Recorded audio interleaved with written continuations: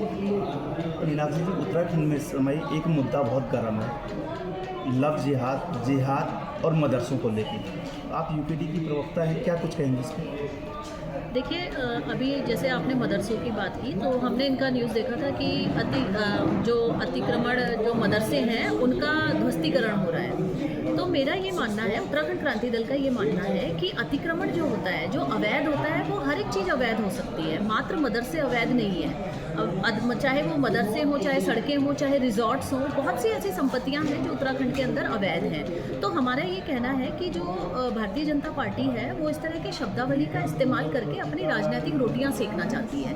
तो उत्तराखंड क्रांति दल अगर अवैध, क्योंकि हम एक क्षेत्रीय दल है, हम हर एक अवैध का जो है विरोध करते हैं। यदि हमारे उत्तराखंड के संसाधनों पे बाहर से आके कोई अतिक्रमण करता है, उसके विरोध में उत्तराखंड क्रांति दल है। फिर उसके बाद वो चाहे मदरसे हो, चाहे मंदिर हो, चाहे रिजॉर्ट हो, चाहे सड़कें हों, किसी भी चीज़ का उत्तराखंड क्रांति दल विरोध करेगा। और जहाँ तक हम बात कर रहे हैं जिहाद और इन सब शब्दों की, ये शब्द भाजपा द्वारा जनित शब्द हैं। उनका मात्र जो मकसद है वो आपस में जनता को झगड़े करवा के मेन मुद्दों से ध्यान हटाने का जो उनका मकसद होता है वो है।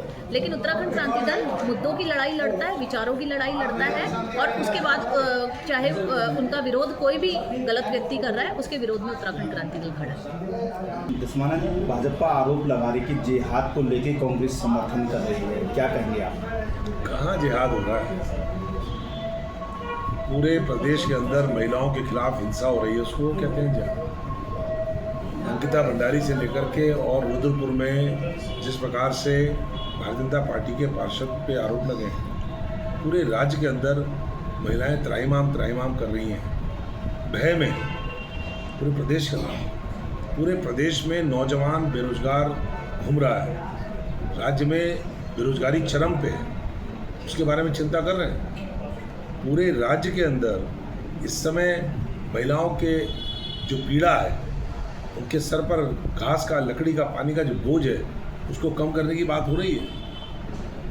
हमारे प्रदेश के अंदर जिस प्रकार की परिस्थितियां हैं विद्यमान, राज्य में लगातार दुर्घटनाएं, सड़क दुर्घटनाएं, पहाड़ में, मैदान में, राजधानी में जवान बच्चे मर जा रहे हैं। टोल प्लाजा में डंपर अनियंत्रित होकर के बिना किसी कसूर के 2 हमारे हाड़ के जवान मौत के मुंह में चले गए। 6 बच्चे देहरादून में, जवान बच्चे 22 साल से लेकर 24 साल तक मौत के मुंह में समा गए। ट्रैफिक व्यवस्था पूरी शहर में ध्वस्त। राजपुर रोड में 4 लोगों को अनियंत्रित कार ने कुचल दिया। पूरे राज्य के अंदर कानून व्यवस्था चौपट है। पूरे राज्य के अंदर शिक्षा मंत्री के जिले में, अगर आप पूरे पौड़ी जनपद में देख लें, शिक्षा की व्यवस्था, स्वास्थ्य मंत्री जो स्वयं प्रदेश के स्वास्थ्य मंत्री हैं, उनके जनपद में, पौड़ी में, जिला मुख्यालय में जो जिला अस्पताल है पौड़ी में, उसमें टॉर्च से एक्सीडेंट के जो घायल थे उनको उनका इलाज करना पड़ रहा है। राज्य में उसके बारे में चिंता ही नहीं कर रहा है कोई। क्या, किन विषयों पर हम बात कर रहे हैं? कौन सा विषय है जो राज्य की जनता से जुड़े हुए सवाल हैं, उन पर कोई बात करना चाह रहा है? बीजेपी के लोगों को बोलो भैया छोड़ दो, माफ़ कर दो, ये जिहाद मदरसा बहुत हो गया। न कहीं जिहाद हो रहा है, न कहीं कोई। मैं समझता हूँ कि प्रदेश के अंदर केवल और केवल बीजेपी का एक ही काम रह गया कि धार्मिक अलग अलग शब्द ला करके ध्रुवीकरण की राजनीति कर रहे हैं। प्रदेश के जो असली सवाल हैं, जन सरोकारों से जुड़े हुए सवाल हैं, उन पर बातचीत करनी चाहिए। उन पर आएँ, डिबेट करें, हमसे बताएं क्या है। महिलाओं के खिलाफ अपराध रोकने के लिए आप पे कौन सा प्लान है? पूरे प्रदेश के अंदर बेरोजगारी, 8 साल से पुलिस की भर्ती नहीं हुई।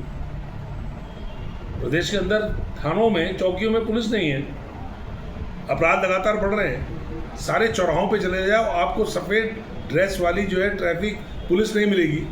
एक ज़माने में हर चौराहे पर ट्रैफिक पुलिस हुआ करती थी, आज ट्रैफिक पुलिस नहीं है। ट्रैफिक व्यवस्था समाप्त है। अवैध मदरसों को लेकर सरकार, अरे भैया हाथ जोड़ रहा हूँ मैं, अवैध मदरसे।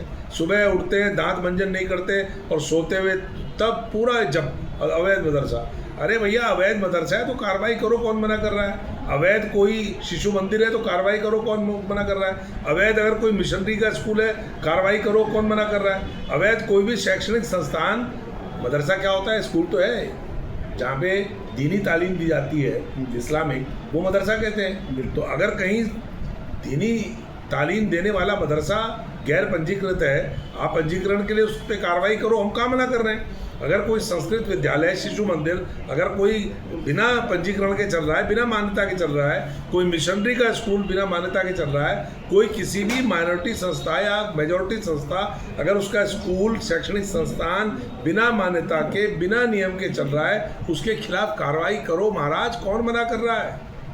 लेकिन आप सुबह उठने से लेकर के रात तक एक ही राग अलापते रहोगे, इससे लगता है कि आप उसका नाम लेकर के जानबूझ करके ध्रुवीकरण की राजनीति कर रहे हैं। आपको शिक्षा व्यवस्था से कोई लेना देना नहीं है, मदरसों के पंजीकरण से कोई लेना देना नहीं है। शैक्षणिक संस्थान वो नियम से चल रहे हैं, नियम विरुद्ध चल रहे हैं।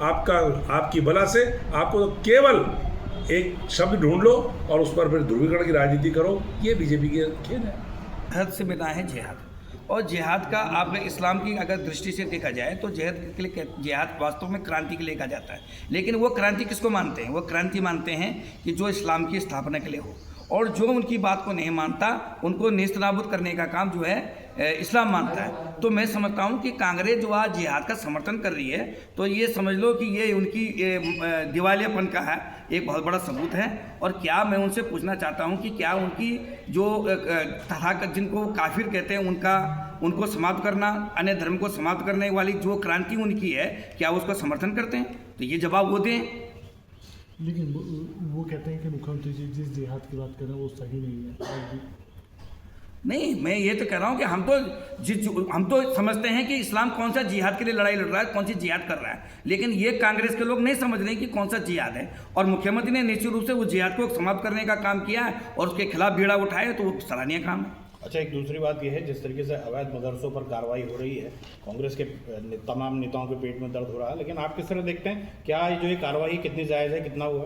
देखिए, मैं पहले भी कह चुका हूँ, अभी फिर कह रहा हूँ कि जो अवैध मदरसे या अवैध कोई भी शिक्षण संस्थाएं, मतलब खाली मदरसे से मतलब नहीं, कोई भी अवैध शिक्षण संस्थाएं वो समाज के लिए बहुत घातक हैं। वो किस प्रकार की शिक्षा समाज में परोस रहे हैं, ये देखना सरकार का काम है। और अगर वहाँ गलत हो रहा है तो उसको रोकने का भी सरकार का काम है।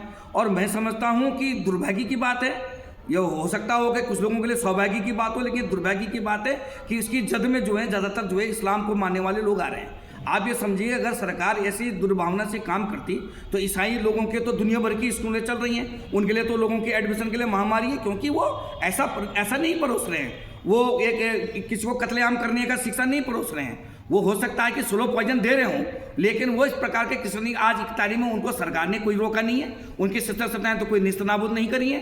तो इसलिए पहले गौर करने की बात यह है कि क्या कांग्रेस ऐसे मदरसों का समर्थन करती है जो समाज को तोड़ने का काम कर रही हो और जो समाज में गलत शिक्षा परोस रही हो। तो क्या स्पष्ट करना चाहिए उनके प्रवक्ताओं को, उनके नेताओं को। ठीक है।